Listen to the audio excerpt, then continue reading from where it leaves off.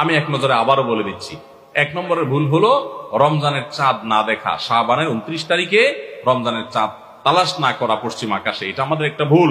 2 নম্বর হলো আমাদের রমজানের প্রস্তুতির অংশ হিসেবে শুধু খাবার টাবার কিনে ভরায় ফেলা, ইবাদতের রুটিন নাই, খাবার নিয়ন্ত্রণ করার ব্যবস্থা নেই, বরং অতিরিক্ত খাবারের ব্যবস্থা করা, এটা আমাদের একটা ভুল। 3 নম্বর হলো আমাদের ছোট ছেলে মেয়েরা যদি রোজা রাখতে চায় তাদেরকে রাখতে না দেওয়া, মায়া করে তাদেরকে রোজার থেকে বিরত রাখা, এটা আমাদের একটা ভুল।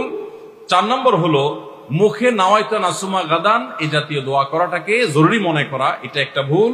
5 নম্বরের আমাদের ভুল হলো রমজানের যে আমাদের অনেকে পেটের রোজা রাখি, চোখে মুখে কানে অন্য অঙ্গ প্রত্যঙ্গ দিয়ে নানা গুনাহ করি ফেসবুকে ইত্যাদিতে, এর মাধ্যমে আমাদের রোজা অর্থবহ হয় না, এটা আরেকটা ভুল। 6 নম্বর হলো আমরা অনেকে মেসওয়াক করাটাকে দোষণীয় মনে করি, অথচ রোজা রেখে মেসওয়াক করা যায়। 7 নম্বরে ভুল হলো আমরা অনেকে সারি খেতে খেতে একেবারে আজান পর্যন্ত ঠেকাই দেই, অথচ এটা ভুল, আজান পর্যন্ত ঠেকাইতে হয় না, একটু আগে শেষ করতে হয়, এবং আজান দিচ্ছে তখনও আপনি খাবেন, এটা তো রোজাই হবে না আপনার যদি ওয়াক্ত হয়ে যায়। আর 8 নম্বরে ভুল হলো আমরা অনেকে গোসল ফরজ হলে মনে করি সাহারি খাওয়া যায় না, অথচ গোসল ফরজ অবস্থায় সাহারি খাওয়া যায়।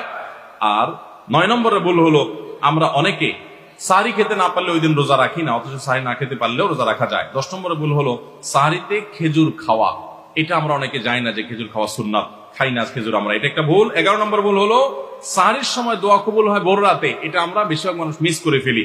12 নম্বর ভুল হলো আমরা অনেকে মনে করি মুখের থুতু এটা গিলা যায় না রোজা অবস্থায়, জন্য ঘন ঘন থুতু ফেলি, এটা আরেকটা ভুল। 13 নম্বর ভুল হলো যে আমরা অনেকে ফজর নামাজের পরপরই রমজান মাসে শুয়ে পড়ি, একটু কমপক্ষে এশাক পর্যন্ত জেগে ইবাদতবন্দি করে তারপর ঘুমানো উচিত।